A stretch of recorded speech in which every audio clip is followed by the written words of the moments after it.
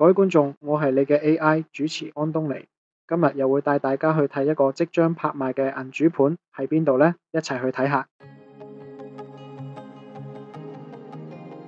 今次到我介紹一個上水高爾夫球場對面嘅6年新樓盤，叫做高爾夫御苑嘅銀主盤俾你。位於第7座19字樓，實用487平方尺。入門口右手邊係一個原裝開放式廚房，向北及東北，居高臨下睇到高球場靚景。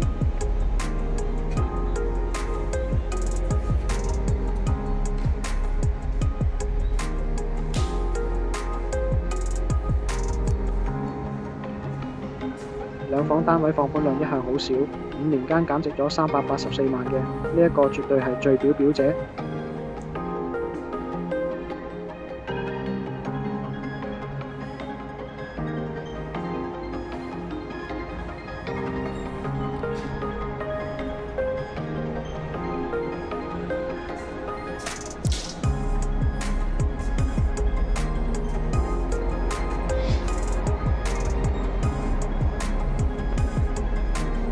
自用及投資一定係最好嘅選擇，嚟緊好快就拍賣，千祈唔好錯過啦！我哋下一期再見。